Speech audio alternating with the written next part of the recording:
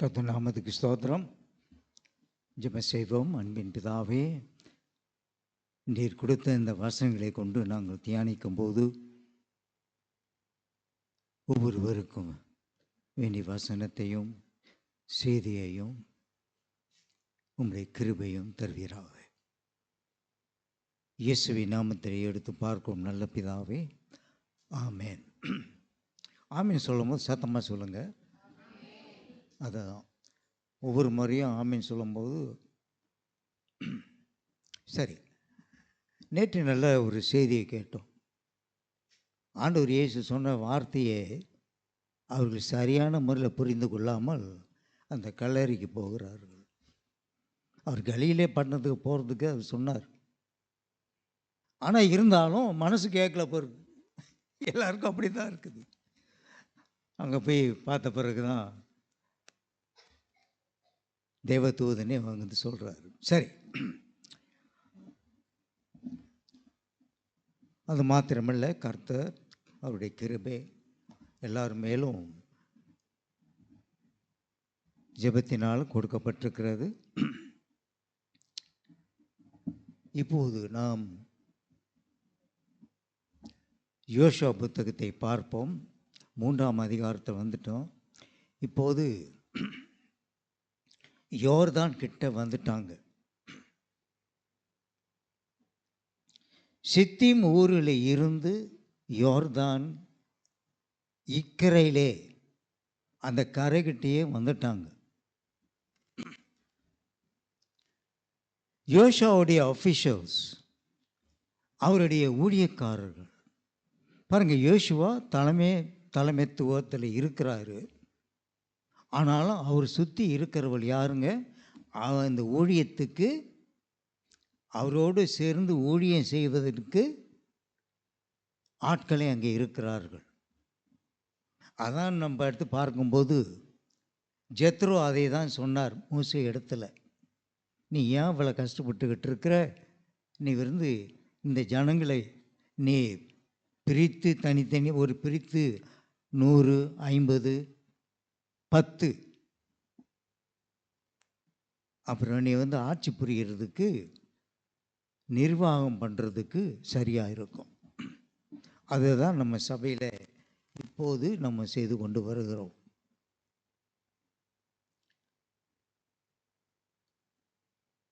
யோசுவாவுடைய ஊழியக்காரர்கள் சொன்ன பிறகு 3ஆவது அதிகாரம் 3:2 4 வரைக்கும் அவர்கள் சொல்லுகிறார்கள். 5வது வசனத்தில் பார்க்கும்போது யோசுவா ஜனங்களை நோக்கி, உங்களை பரிசுத்தமாக்கி கொள்ளுங்கள். பரிசுத்தமாக்கி கொள்வது பெரிய காரியம் நடக்கப் போகிறது. ஜனங்களே, கர்த்தருடைய வல்லமை புறப்பட்டு போகிறது. நீங்கள் ஆயத்தமாக இருக்க வேண்டும்.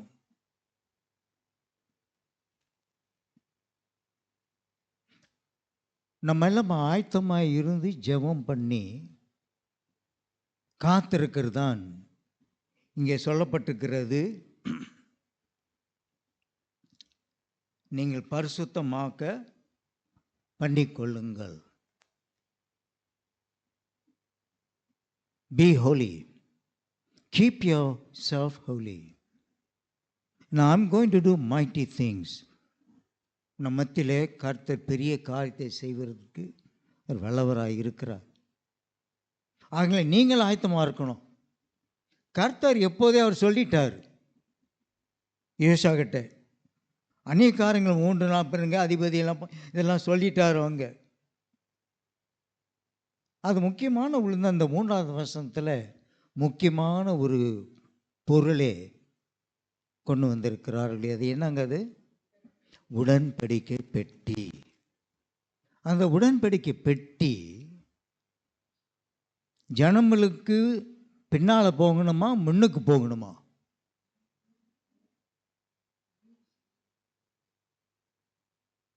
எல்லாரும் போகாதற்கு முன்பு முன்னுக்கு போகணும். ஏன்னா அது கர்த்தருடைய பிரசனத்தை குறிக்கிறது. உடன்படிக்கை பெட்டி அது ஒரு அருமையான ஒரு ஸ்டடி. அது நம்ம கேள்வி, நம்ம உடன்படிக்கை பெட்டி எங்கிருந்து தெரியாது. சமீபத்தில் நான் பார்த்தது என்ன, ஷிபா வந்தவ என்ன பண்ணான், இப்போ சாலமோனை பார்த்துட்டு அப்புறம் கொஞ்ச நாள் பிறகு உடன்படிக்கை பெட்டியை தூக்கிட்டு போய் கொண்டு போய் இதோப்பியில் வச்சுக்கிட்டாங்க. அது ஒரு கதை, யாரும் இது வரைக்கும் பார்த்தது இல்லை. ஓகே, அதை நம்ம வைத்தோம். உடன்படிக்கை பெட்டி அதை ஆரம்பத்தில் மாட்டு வண்டியில் கொண்டு போனானுங்க. ஒருத்தன் தொட்டான், செத்து போனான். அதை சரியான முறையில் அது கொண்டு போகாதனால மக்களுக்கு அப்படிப்பட்ட ஒரு ஆபத்து வந்துச்சு. போகிற இடத்துலலாம் வியாதி வந்துச்சு. கடைசியாக இது எங்களுக்கு இந்த இடத்துல இருக்கக்கூடாது, திரும்பவும் தாவீது ஊருக்கே அனுப்பி விட்டுருவோம் அப்படின்னு அங்கேயே அனுப்பி விட்டார். அது என்னதில்லை, அது அருமையாக அதை பற்றி நான் நிறையா காரியங்கள் நான் சொல்லியிருக்கிறேன்.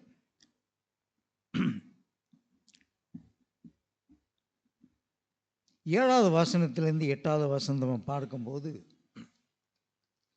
ஆனால் 3வது வசனத்தில்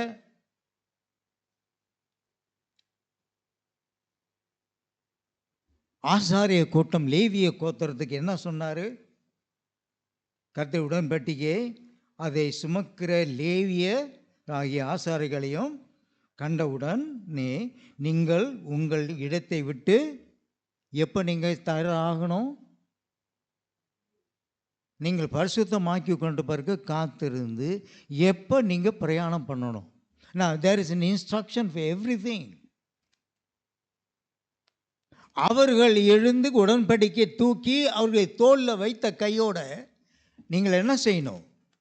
ரெடி ஆகணும். 2 மில்லியன் ஜனங்கள் செய்தி கிடைச்ச உடனே அவர்கள் செயல்படணும். 9வது வசனத்தில் இருந்து அது மாத்திரமில்லை, 8வது வசனம் இருக்குது பாருங்க. அதை 8வது வசனம் முதலாவது 7வது வசனம் போட்டிருக்குது. கர்த்தர் யோசுவாவை நோக்கி, நான் மோசே உடனே இருந்தது போல் உன்னவனும் இருக்கு. அப்படி இல்லைன்னா என்ன ஆகுறது? ஜனங்களை கொண்டு போய் கானான் தேசத்தை சேர்க்க முடியாது. இருக்கை என்பதை இஸ்ரவேலர் எல்லாரும் அறியும்படிக்கு இன்று அவர்கள் கண்களுக்கு முன்பாக உன்னை நான் உயர்த்த போகிறேன், மேன்மைப்படுத்த போகிறேன்.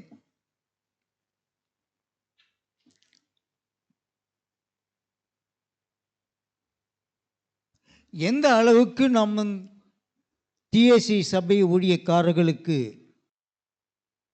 நீங்கள் அவர்களை கனப்படுத்துகிறீர்களோ அந்த அளவுக்கு கர்த்தர் அந்த ஊழியக்காரன் மாத்திரமல்ல, ஜனங்களை எல்லாரும் உயர்த்துவார்.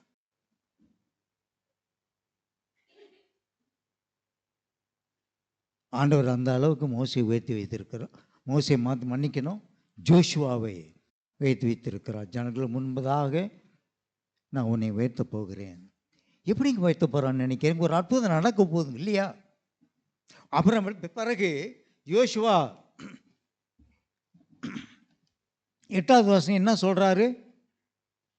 உடன்படிக்கை பெட்டியை சுமக்கிற ஆசாரிகள் பார்த்து, நீங்கள் யோர்தான் தண்ணீர் ஓரத்திலே சேரும்போது யோர்தானின் நில்லுங்கள் என்று நீ கட்டளையிடுவாயாக. போய் நீங்கள் தூக்கி 2 பக்கமும் ஏறக்குள்ள இந்த பக்கம் ஒரு 6 பேர், இந்த பக்கம் ஒரு 6 பேர் உடங்கு பெட்டியை தூக்கி கொண்டு போகணும்.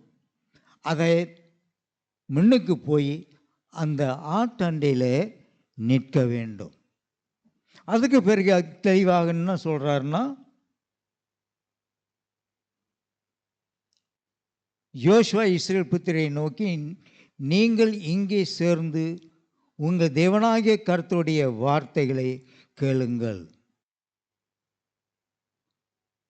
10வது வசனம் பயமுறுத்துகிற வசனங்கள். ஏன் சொல்ல முடியும் பயமுறுத்துகிற வசனத்தை பாருங்கள்.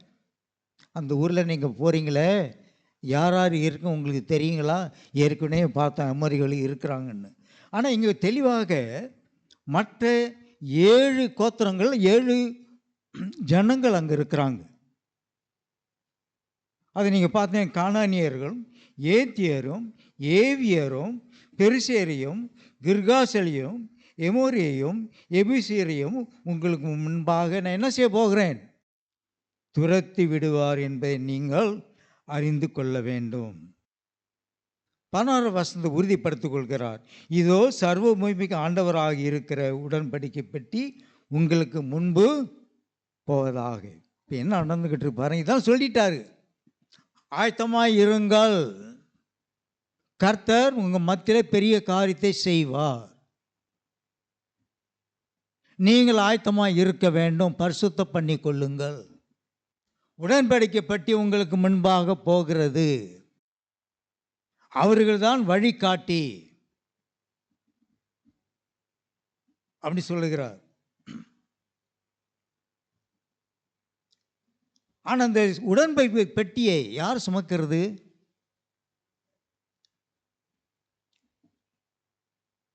என்கிட்ட கூட நான் சுமக்கிறேன், அது இல்லை. அதுக்கு ஒரு சட்டமெல்லாம் இருந்துச்சு. லேவிய கோத்திரம் மாத்திரம்தான் தூக்கணும். அதுலேயும் 12 கோத்திரத்தில் ஒருவன் தேர்ந்தெடுக்கணும். ஒரு கோத்திரத்தை ஒருவன். அப்போ 12 பேர். 12 பேருன்னா இந்த பக்கம் 6, இந்த பக்கம் 6, இப்படி தீட்டு போனுங்க. தோலை வச்சு கொண்டு போகணும். அது இதை நம்ம எடுத்து பார்க்கும்போது இப்போ கூட ரொம்ப பேர் தோலை வச்சுக்கிட்டு எதை தூக்கிட்டு போய்கிட்டு இருக்கானுங்க. இதான் நடக்கும்னு சொல்லிட்டு அந்த காலத்தில் அவங்க ஏன் செய்தாங்க, இந்த காலத்தில் நம்ம ஏன் செய்யக்கூடாது? நம்ம சாமி ஏன் தூக்கிட்டு போகக்கூடாது?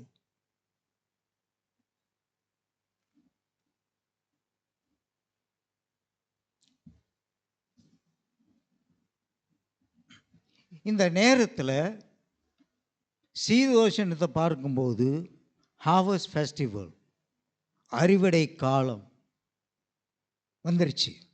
இந்த அறுவடை காலத்தில் வெள்ளம் பெருகி இருக்கிறது.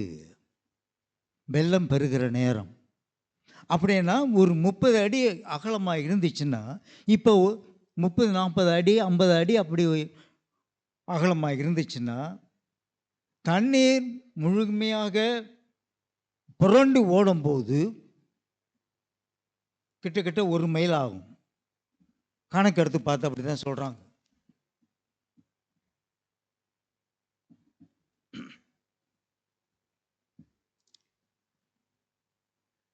ஆண்டவராய் இருக்கிற கர்த்தர் அதை 16 வசனத்தில் பாருங்க, சர்வ பூமிக்கும் ஆண்டவராய் இருக்கிற உடன்படிக்கையை பெட்டி உங்களுக்கு முன்னே யோர்தானிலே போகிறது. பூமிக்கு, சர்வ பூமிக்கு ஆண்டவராய் இருக்கிறார். The Lord of the earth is none other than our creator God.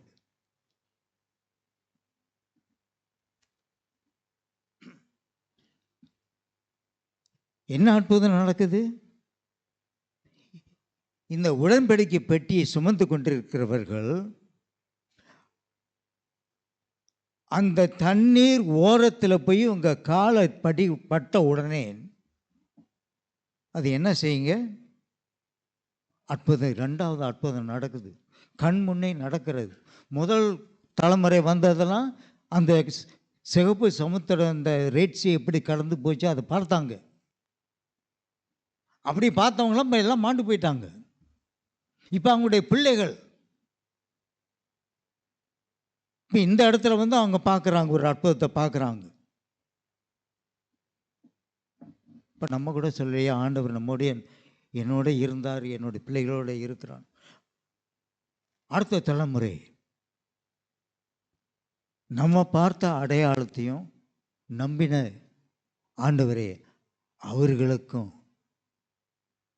அந்த நம்பிக்கை வரணும், அந்த ஆசீர்வாதத்தை அவர்களும் பார்க்கணும். இப்போ அதை தான் இங்கே பார்க்கிறார்கள். அந்த உடன்படிக்கை பெட்டியில் தூக்கி கொண்ட 12 பேர்களும் எப்படி இருக்கும் மனநிலையை எடுத்து பாருங்க. இது நடக்குமா நடக்காதா? யோசுவா சொல்லிட்டாரு. இப்போ ஜனங்கள் எல்லாரும் எழுந்து அந்த உடன்படிக்கை பெட்டி பின்னால் நிற்கிறார்கள். ஏதாவது ஒரு அற்புதம் நடக்கும்னு எதிர்பார்த்து கொண்டிருக்கிறார். ஆண்டவர் என்றைக்கும் உண்மை உள்ளவராக இருக்கிறார்.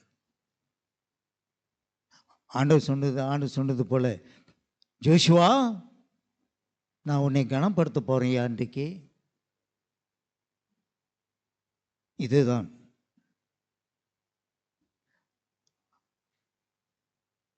அந்த லேவியருடைய முதல் வரிசையில் நிற்கிறவனுடைய கால் பாதமானது தண்ணீரை பட்ட உடனே ஒரு வல்லமே புறப்பட்டு வருது பாருங்க. இரண்டாம் நம்ம பார்க்கறதில்ல.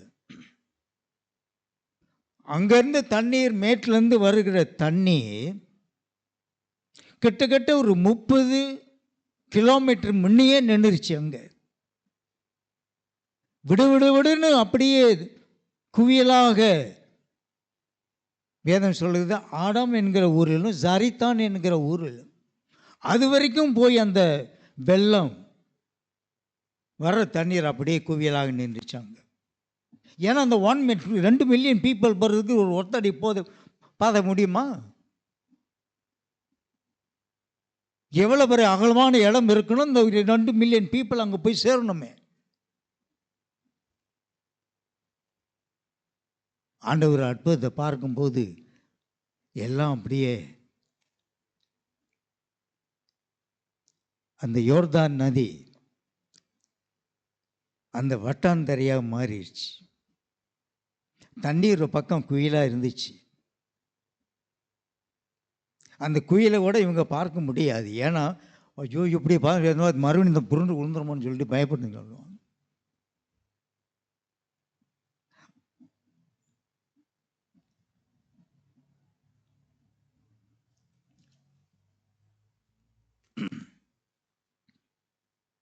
ரெண்டு மில்லியன் பீப்புள் அப்படியே ஜனங்கள் யோர்தானை கடந்து போனார்கள். வெள்ளம் புரண்டு ஓடுகிற யோர்தான் நதி கர்த்தருடைய பிரசனம் அந்த தண்ணீரில் பட்ட உடனே அந்த இயற்கை சக்தியானது கர்த்தருடைய வார்த்தைக்கு கீழ்ப்படிஞ்சிருச்சு. ஒரு அற்புதம்னே என்றால் என்ன? அற்புதம் நம் சொல்லுகிறது என்ன? இயற்கைக்கு மாறாக நடக்கிறது தான் அற்புதம். நாம் ஜெபித்த பிறகு ஒரு அற்புதம்னு சொல்லும்போது இயற்கைக்கு மாறா, இது நடக்காத காரியம், ஆனால் கர்த்தர் நடக்க செய்கிறார். அதுதான் மிரக்கல்ஸ், அற்புதம். ஒரு சப்பானி எழுந்து நடக்கிறான் தான் அற்புதம், இயற்கைக்கு மாறாதது. பிசியோதெரப்பிக்கு போக வேண்டிய அவசியமே இல்லை. ஆண்டவர் எப்போதும் அற்புதத்தை செய்கிறார்.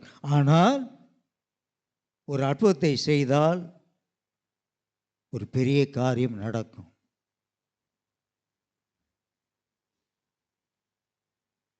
ஆண்டவர் இயேசு காலத்தில் அற்புதம் நடந்த பிறகு அவர் பின்னாலே என்ன செய்தாங்க? அவர் பின்னாலே போனார்கள், பின்தொடர்ந்து போனார்கள், அவரோடு சேர்ந்து அவர்களுக்கு பக்க பலனாக இருந்தார்கள். அதனால தான் அற்புதத்தை ஏன் ஆண்டவர் செய்கிறாருன்னா, ஒரு மனுஷனோட வாழ்க்கையில் அற்புதம் செய்தாருன்னா அவரை எடுத்து பயன்படுத்த போகிறதற்காக, அவர் மூலமாக ஒரு பெரிய காரியம் நடப்பதற்காக.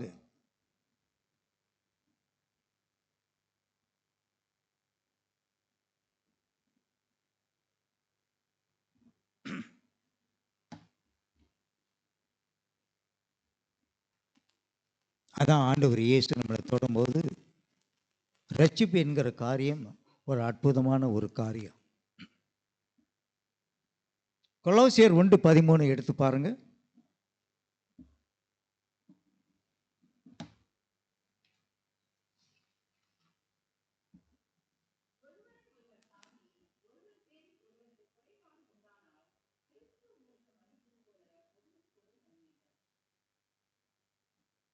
கொலோசியர் 1:13.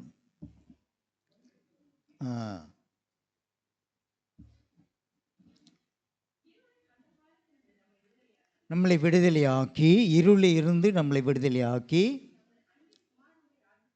அவருடைய ராஜ்யத்துக்குள் சோத்தரிக்கிறோம். நம்மளை விடுதலையாக்கி ஆண்டவருடைய பிரசன்னத்தில் இருக்கும்படி செய்கிறார்.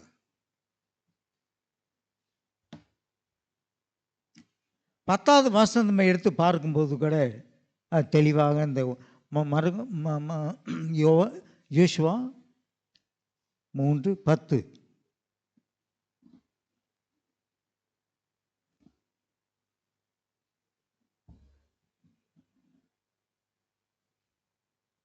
ஆனால் அதற்கு முன்னையே, கடந்து போகாததுக்கு முன்னையே 3 நாள் சித்திமில் இருந்து அந்த கடற்கரை ஓரத்தில் வந்து 3 நாள் காத்திருக்கணும். அதையும் செய்திருக்கிறார். இந்த காத்திருக்கிற காரியம் வந்து ஒரு முக்கியமான ஒரு காரியம். நம்ம வந்து ஜெபம் பண்ணிட்டு காத்திருக்கிறோம்.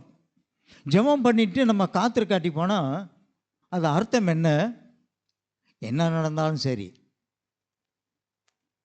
அது நடந்தாலும் சரி, நிறைய அது நடக்காட்டி போனாலும் சரி அப்படின்னு விடுறதுதான். அப்படி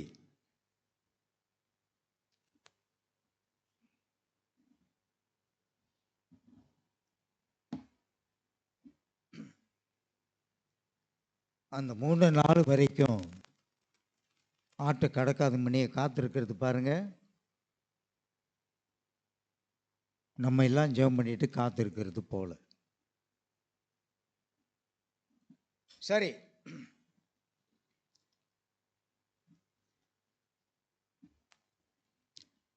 ஆட்டை கடந்து போன பிறகு நல்லா கவனிக்கணுங்க. இதுதான் இடையில எனக்கு தோன்றிச்சு பாருங்க. இதையெல்லாம் ஆயத்தம் பண்ணிட்ட பிறகு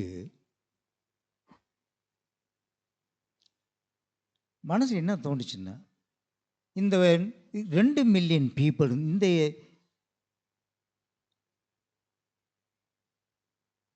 2 மில்லியன் பீப்புள் அங்கே போன பிறகு, அந்த பக்கம் போன பிறகு என்ன செய்வாங்கன்னு நினைக்கிறீங்க?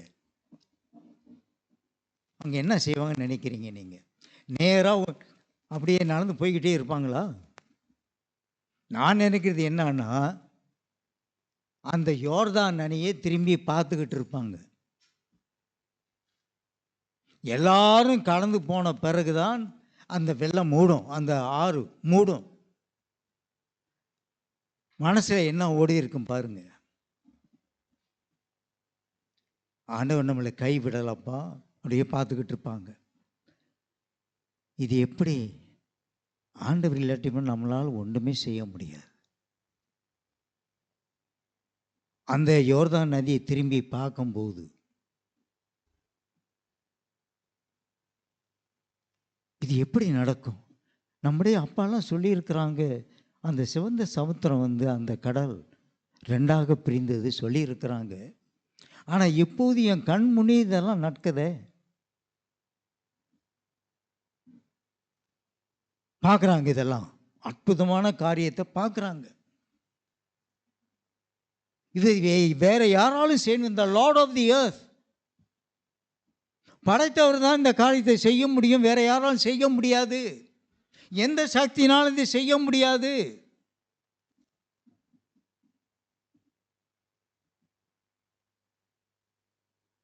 கர்த்தருக்கு ஸ்தோத்திரம் செலுத்துறாங்க. Jehovah is God. ஆண்டவரை வந்து துதித்து அங்கே ஒரு சந்தோஷப்பட்டார். How great is our God. Great art thou.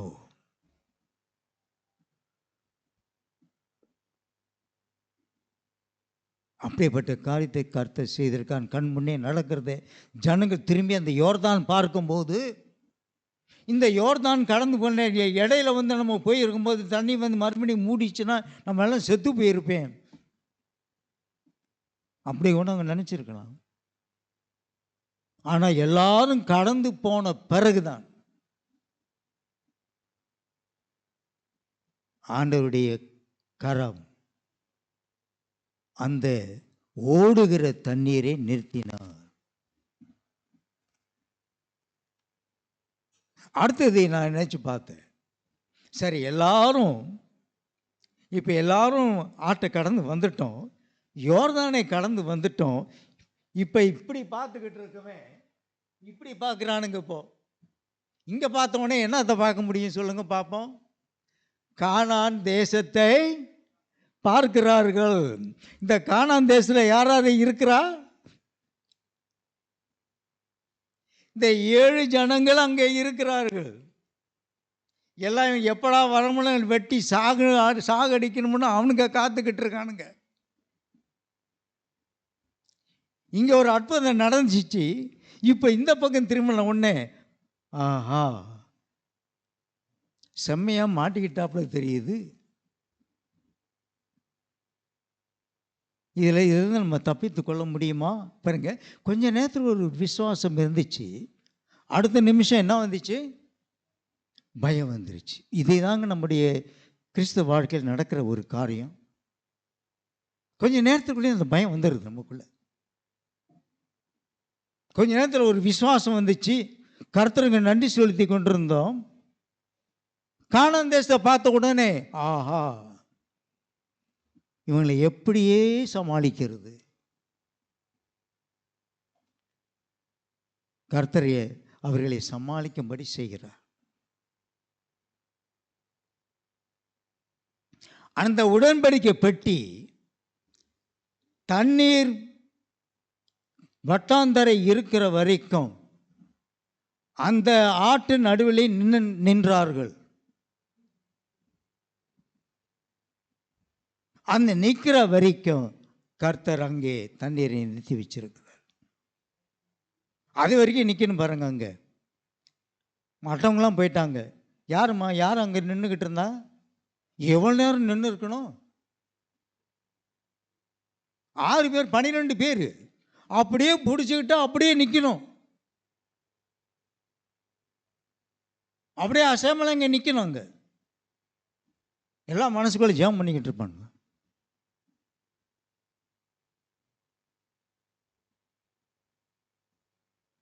அந்த லேவிய கோத்திரத்தில் உள்ள ஜனங்க, அவனுக்கு இந்த 12 பேர் மனசில் என்ன இருந்துச்சுன்னு தெரியாது. விசுவாசமும் இருந்திருக்கு, பயமும் இருந்திருக்குது. நம்ம நினச்சி பார்க்கும்போது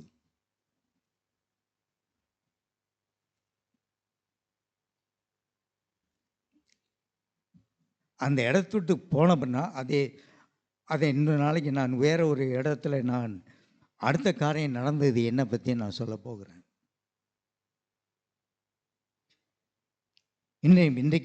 இன்றைக்கு நம்ம பார்க்கிறது இதுதான்.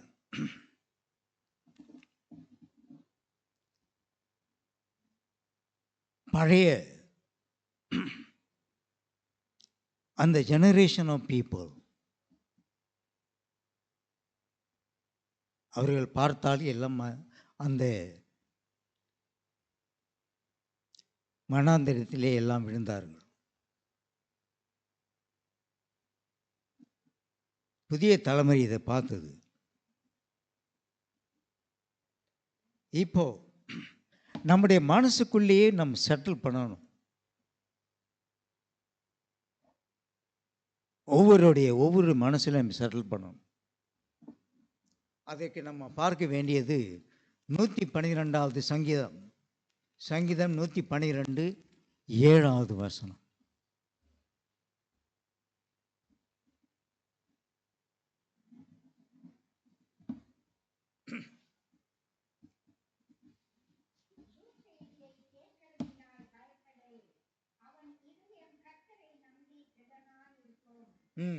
கர்த்தரை நம்பி, மறுபடியும் படிக்குமா அந்த வசனத்தை?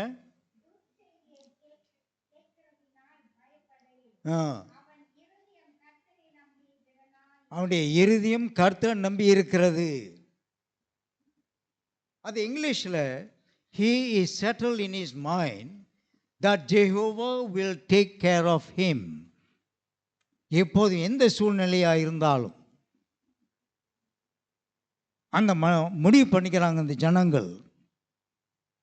அந்த நேரத்தில் முடிவு பண்ணணும், யோர்தானை கடந்த கையோட அந்த ஜனங்கள் அதை முடிவு பண்ணி இருக்கணும். இல்லாட்டினா பயத்திலேயே வாழ்ந்துக்கிட்டு இருப்பாங்க. அதே தான் ரோமர் 8:32 நம் வாசிக்கிறோம். பாருங்க, அதை ரோமர் 8:32.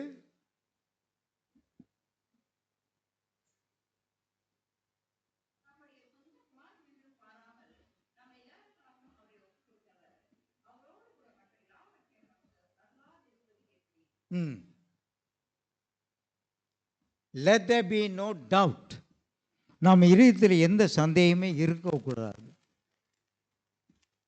அதை நான் இங்கே சொல்லுகிறாருங்க.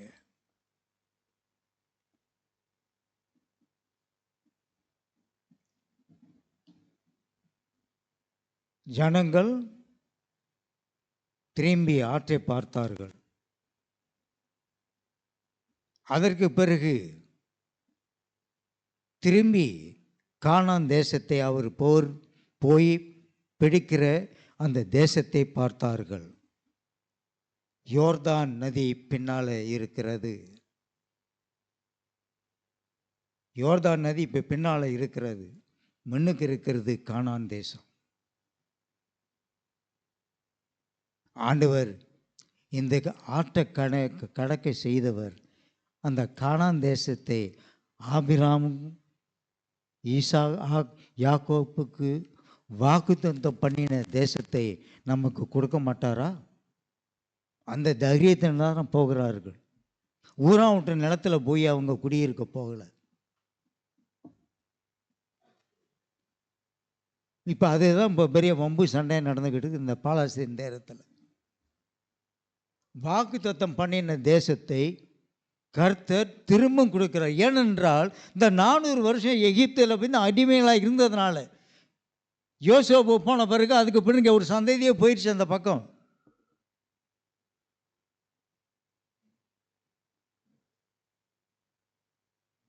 இப்போது உலகத்தில் இருக்கிற எல்லா யூதர்களும் சிதறி போன திரும்பவும் இஸ்ரேல் தேசத்துக்கு வருகிறார்கள். எத்தனை வருஷத்துக்கு பிறகு? இதெல்லாம் தீர்க்க தரிசனம் சொல்லியாச்சு. எரேமியா சொல்லிட்டாரு, ஏசாயா சொல்லிட்டார். இதெல்லாம் வருங்காலத்தில் நடக்கும்.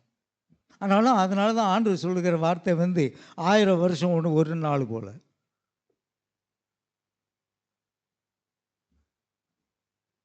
கர்த்தர் அந்த ஜனங்களுக்கு ஆணையிட்டு கொடுத்த தேசத்தை கர்த்தர் கொடுக்கிறார். நமக்கும் இந்த தேசத்தில் குடியிருக்க அந்த கிருபையும் கொடுத்திருக்கிறார். அந்த 2 காரியத்தை நம்ம பார்த்தாலே போதும். யோர்தானை பார்க்கும்போது மனசில் எப்படி இருந்துச்சு? யோர்தானை கடந்து யோர்தான் பின்னால் இருக்க முன்னுக்கு கானான் தேசம் பார்க்கும்போது அவங்களுடைய மனநிலை எப்படி இருந்தது? நேற்றும் இன்று மாறாத தேவன் நம்மோடு இருக்கிறார். அப்போ செய்த அற்புதம் நம்ம வாழ்க்கையில் இன்னும் நடந்து கொண்டு தான் இருக்கிறது.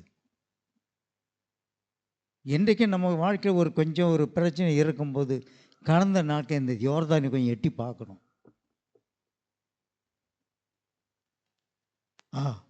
ஆண்டவர் அப்போது எவ்வளோ ஒரு அற்புதமான காரியத்தை செய்தார். இப்போ நான் கொஞ்சம் கலங்கி உட்கார்ந்துருக்கிறேன். என்ன நடக்கும்போது எனக்கு தெரியாது. அதனால அவர் சொல்கிறார், you have to settle this in your mind. கர்த்தர் என்னோடு இருக்கிறார். எனக்கு முன்னுக்கு போகிறவர் உண்மைதான். அந்த உடம்பு பெட்டிக்கு பின்னால் தான் ஜனங்களே போகணும். முன்னுக்கு போவது என்ன? அந்த உடன்படிக்கை பெட்டி முன்னுக்கு போகணும். கர்த்தருடைய பிரசனம் முன்னுக்கு போகுது. நம்முடைய வாழ்க்கையில் கூட கர்த்தருடைய பிரசனம் நமக்கு முன்னுக்கு போகுது. சில வேளை வந்து மறந்துடணும்.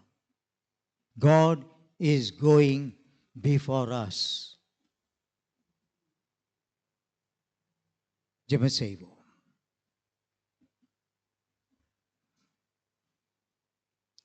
ஆண்டவரே, ஸ்தோத்திரம் ஸ்தோத்திரம். கர்த்தருடைய நாமம் மேம்படுவதாக. அந்த காலத்திலே கண்ணுக்கு முன் நடக்கின்ற அற்புதமான காரியத்தை இந்த இஸ்ரவேல் ஜனங்கள் பார்த்தார்கள். பார்த்து கர்த்தரை ஸ்தோத்தரித்தார்கள்.